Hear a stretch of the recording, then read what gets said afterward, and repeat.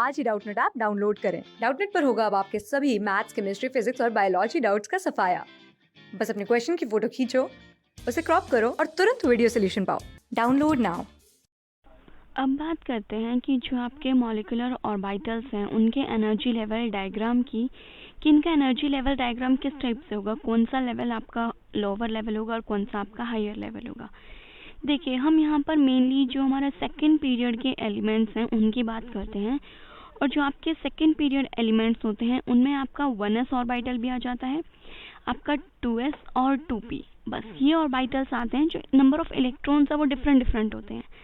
अब आपको पता है कि जो आपका 1s ऑर्बिटल है इसमें कितने जो अगर इसके एटॉमिक ऑर्बिटल्स की बात करूं तो आपका 1s ऑर्बिटल है, ओके। और इसके दो, और अब हमने क्या लिए हैं, दो एटम्स हैं जिनका 1s ऑर्बिटल है, ओके। तो मतलब एक एटम का 1s ऑर्बिटल और एक और एटम का 1s ऑर्बिटल क्या करेंगे, ओवरलैप करेंगे। तो मतलब कि 1s ऑर्बिटल्स हैं, एटॉमिक ऑर्बिटल्स हैं दो एटम्स के, तो वो कितने एटम मॉलिक्यूलर ऑर्बिटल्स बनाएंगे, तो यहाँ से आपके 2 मॉलिक्यूलर ऑर्बिटल्स बनेंगे, ठीक है। इन मॉलिक्यूलर ऑर्बिटल्स को हम क्या बोलेंगे, एक आपका बॉन्डिंग होगा और एक एंटी बॉन्डिंग। तो दैट मीन्स आपका एक बनेगा सिग्मा 1s और एक बन जाएगा आपका सिग्मा स्टार 1s। सिमिलरली जो आपका 2s है, जो आपका 2s एटॉमिक ऑर्बिटल है, और इसमें भी अगर आप दो एटम्स लेते हैं तो यहाँ पे आपके सेम दो मॉलिक्यूलर ऑर्बिटल्स बनेंगे, और वो क्या होंगे, आपका एक होगा सिग्मा 2s और एक होगा आपका sigma star 2s, right. Then आता है आपका 2p। 2p का मतलब है आपका 2px, 2py और 2pz। ये क्या है, ये आपके 3 2p और एटॉमिक ऑर्बिटल्स हैं, ठीक है। अब देखिए, 3 आपके एटॉमिक ऑर्बिटल्स हैं एक एटम में, राइट। तो आपके जो बाकी के जो दो अगर एटम्स लेते हैं हम उनमें, तो टोटल आपके 6 एटॉमिक ऑर्बिटल्स हो जाएंगे यहाँ पे। तो इनसे जो आपके एमओस बनेंगे वो कितने हो जाएंगे, 6 मॉलिक्यूलर ऑर्बिटल्स बनेंगे। और वो कौन कौन से होंगे, देखिए आपको पता है कि जो आपका 2pz है, सबसे पहले मैं 2pz की बात कर रही हूँ, ये क्या बनाता है आपका सिग्मा। तो यहाँ से आपका क्या बनेगा, एक बनेगा आपका सिग्मा 2pz एंड देन आपका बनेगा sigma star 2pz, okay. Then 2px और 2py की बात करें तो ये आपके पाई एटॉमिक ऑर्बिटल्स बनाते हैं। तो यहाँ से आपका बनेगा एक तो पाई 2px और पाई 2py, ओके। एंड देन आपका बनेगा पाई स्टार 2px और बनेगा आपका पाई स्टार 2py। तो ये आपके टोटल 6 मॉलिक्यूलर ऑर्बिटल्स हो गए। तो जो आपके सेकेंड पीरियड के जो आपके मॉलिक्यूल्स हैं उनके एटॉमिक ऑर्बिटल्स आपके ये होंगे। अब इनका जो एनर्जी लेवल डायग्राम की अगर बात करें तो इनका जो एनर्जी लेवल है कि किसकी हायर एनर्जी होगी, किसकी लोअर एनर्जी होगी, ये एक्सपेरिमेंटली डिटरमाइन किया गया है आपके स्पेक्ट्रोस्कोपिक डाटा से कि सेकेंड पीरियड के जो मॉलिक्यूल्स हैं इनका जो एनर्जी लेवल डायग्राम है वो आपका क्या आएगा। अब यहाँ पे जो इनका एनर्जी लेवल डायग्राम आता है वो थोड़ा सा डिफरेंट आता है। देखिए, पहले देख लेते हैं कि आपका एनर्जी लेवल डायग्राम क्या आएगा। तो ये आपके एनर्जी लेवल जो एनर्जी डायग्राम्स हैं वो बनते हैं। देखिए, यहाँ पे आपके जो एनर्जी डायग्राम्स हैं वो दो कैटेगरीज में स्प्लिटेड हैं। सबसे पहले जो आपका एटॉमिक नंबर की अगर बात करें, आप हाइड्रोजन से स्टार्ट करते हैं, right. Hydrogen, helium, lithium, beryllium, boron, carbon और नाइट्रोजन, अप टू, मतलब एटॉमिक नंबर को हम Z से रिप्रेजेंट करते हैं, अप टू 7 जो आपका एटॉमिक डायग्राम आएगा, जो आपका मॉलिक्यूलर ऑर्बिटल डायग्राम आएगा, इनका कोई भी मॉलिक्यूल हो, अगर आपको उसके लिए मॉलिक्यूलर डायग्राम बनाना है तो आप ये वाला मॉलिक्यूलर डायग्राम बनाएंगे। अभी आप सोचेंगे कि इनमें डिफरेंस क्या है, वो मैं अभी आपको बता देती हूँ। पहले हम इसी जो आपका मॉलिक्यूलर डायग्राम है वो ये बनाएंगे। देन अगर बात करें नाइट्रोजन के बाद वाले जो आपके कंपाउंड्स है, जो कि है ऑक्सीजन, फ्लोरीन और नियोन, तो इनका जो आपका मॉलिक्यूलर डायग्राम आता है वो ये आता है। तो पहले हम ऑक्सीजन, फ्लोरीन और जो नियोन का मॉलिक्यूलर डायग्राम है पहले वो डिस्कस करेंगे। देन जो ये आपका नाइट्रोजन तक मॉलिक्यूलर डायग्राम है वो डिस्कस करते हैं। तो देखिए, ऑक्सीजन टू नियोन जो आपका डायग्राम बनता है और उनमें जो एनर्जी लेवल्स होते हैं वो इस टाइप से होते हैं। देखिए, ये 1s आपका क्या है, एटॉमिक ऑर्बिटल, और ये आपके दूसरे एटम का एटॉमिक ऑर्बिटल। दो एटॉमिक ऑर्बिटल जब आपके ओवरलैप करेंगे तो आपके दो मॉलिक्यूलर ऑर्बिटल्स बनेंगे, सिग्मा 1s बॉन्डिंग और सिग्मा स्टार 1s आपका एंटी बॉन्डिंग मॉलिक्यूलर ऑर्बिटल। और आपको पता है कि जो आपका बॉन्डिंग मॉलिक्यूलर ऑर्बिटल है उसकी एनर्जी कम होती है, और जो आपका एंटी बॉन्डिंग मॉलिक्यूलर ऑर्बिटल होता है उसकी एनर्जी क्या होती है, ज़्यादा होती है। ठीक है, देन 1s के बाद आपका क्या आता है, 2s। सेम ये आपका 2s और ये भी क्या हो जाएगा आपका 2s। दो एटॉमिक ऑर्बिटल्स हैं तो दो मॉलिक्यूलर ऑर्बिटल्स बने, जिनमें से एक आपका बॉन्डिंग और एक आपका एंटी बॉन्डिंग। देन आता है आपका 2p। अब आपको पता है आपके पास 2p में 3 ऑर्बिटल्स होते हैं, दो, एक 2px, 2py और 2pz। 2px और 2py आपके पाई बॉन्ड्स बनाते हैं, और जो 2px है वो आपका सिग्मा बनाता है। तो हमें पता है कि ये हमारा जो सिग्मा बॉन्ड होता है वो पाई बॉन्ड से क्या होता है, स्ट्रॉन्ग होता है। और अगर सिग्मा आपका स्ट्रॉन्ग है तो उसकी एनर्जी क्या होनी चाहिए, कम होनी चाहिए, राइट। जो ज़्यादा स्टेबल होता है वही आपकी इसकी लोअर एनर्जी होती है। तो देखिए सिग्मा 2pz की एनर्जी कम, जो कि ज़्यादा स्टेबल है। देन आते हैं आपके पाई 2px और पाई 2py। जो 2px और 2py से जो आपके पाई बॉन्ड्स बनते हैं वो दोनों ही कैसे होते हैं, आपके सिमिलर होते हैं। हम उनमें डिफरेंस नहीं कर सकते कि ये ज़्यादा स्टेबल है या लेस स्टेबल है। दोनों की एनर्जी क्या है यहाँ पे आपकी, देखिए इक्वल एनर्जी। ठीक है, देन आएगा आपका पाई स्टार और देन आता है आपका सिग्मा स्टार। तो ये जो अभी हमने डायग्राम देखा ये आपका ऑक्सीजन, फ्लोरीन और नियोन जो आपके मॉलिक्यूल्स हैं उनके लिए। अब बात करते हैं जो आपके स्टार्टिंग के हैं, हाइड्रोजन से लेकर के नाइट्रोजन तक के मॉलिक्यूल्स का जो मॉलिक्यूलर डायग्राम है वो क्या होगा। देखिए 1s और 2s के जो मॉलिक्यूलर डायग्राम्स हैं वो इनके भी सेम होंगे। सिग्मा 1s का पहले, then sigma star 1s, then आपका sigma 2s, sigma star 2s। जो चेंज आता है वो आता है आपका 2p में। यहाँ पे हमने बोला कि जो आपका 2p है उसमें सिग्मा जो बॉन्ड है वो आपका स्ट्रॉन्ग होता है, तो वो कहाँ आएगा, नीचे। बट हीलियम के केस में यहाँ पे थोड़ा सा डिफरेंस है। देखिए यहाँ पे आपका पहले सिग्मा आता है देन पाई आता है, बट यहाँ पे आपका पहले पाई आ रहा है देन सिग्मा आ रहा है। ओके, ये वाला आपका केस था ऑक्सीजन, फ्लोरीन और नियोन का, और ये आपका था H2 to N2 वाला।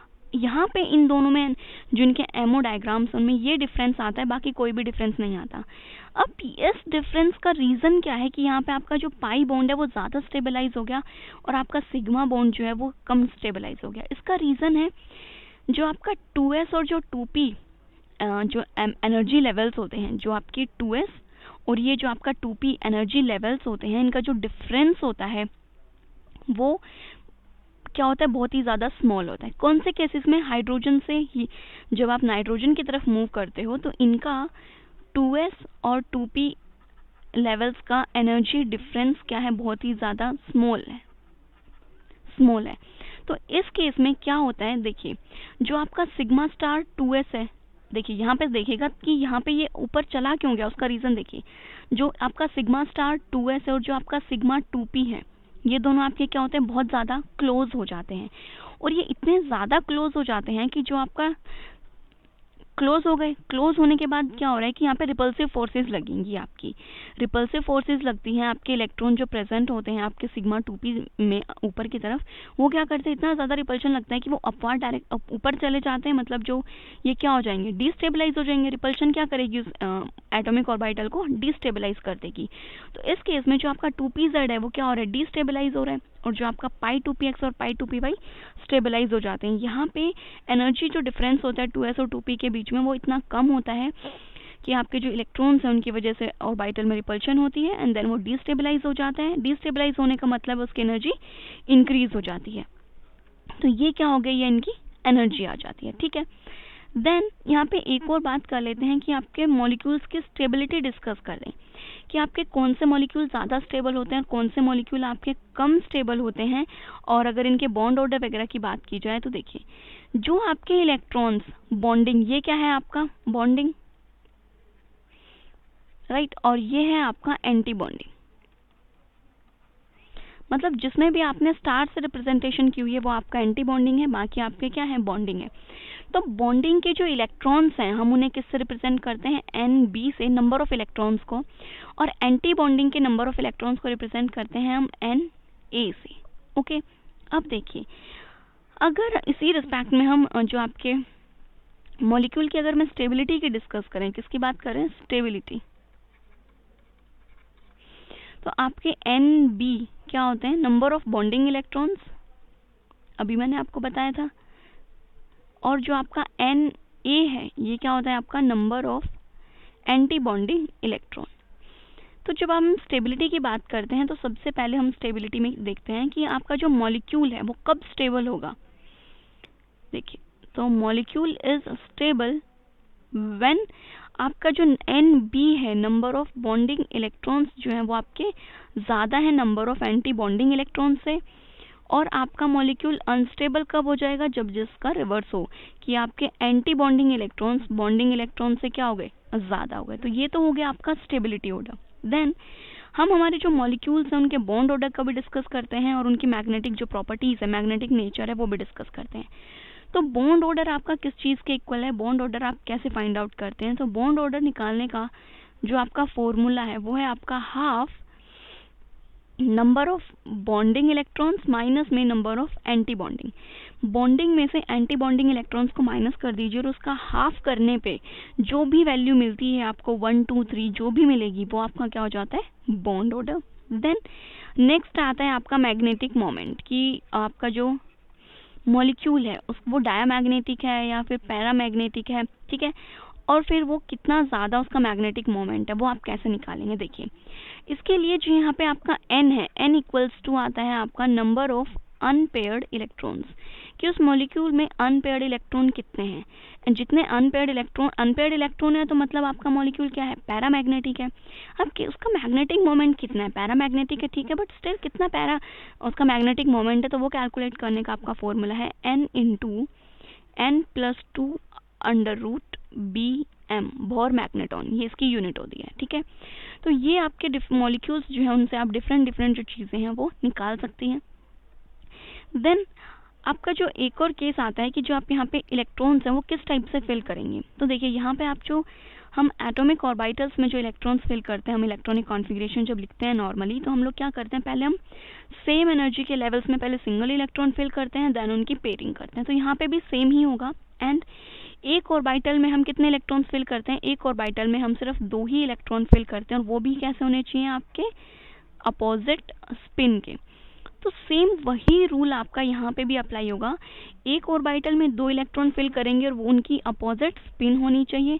और पहले हम इलेक्ट्रॉन्स को जब इक्वल एनर्जी के आपके जो ऑर्बिटल्स है, लाइक आपके पाई वाले जो ऑर्बिटल्स हैं, इन दोनों की एनर्जी क्या है, आपकी सेम है, तो पहले इन दोनों में सिंगल इलेक्ट्रॉन फिल होगा, इसमें और इसमें, देन आप इनकी पेयरिंग करेंगे। तो ये सारे रूल्स आपको जो नॉर्मली हम मतलब जब फिल करते हैं हमारे इलेक्ट्रॉनिक कॉन्फ़िगरेशन ऑर्बिटल्स में, तो सेम वही आपके मॉलिक्यूलर ऑर्बिटल्स में भी वही रूल फॉलो होते हैं। ओके, क्लास 6 से 12 से लेके नीट, IIT, JEE मेंस और एडवांस के लेवल तक 10 मिलियन से ज्यादा स्टूडेंट्स का भरोसा। आज ही डाउनलोड करें डाउटनेट ऐप या व्हाट्सएप कीजिए अपने डाउट्स 8400 400 400 पर।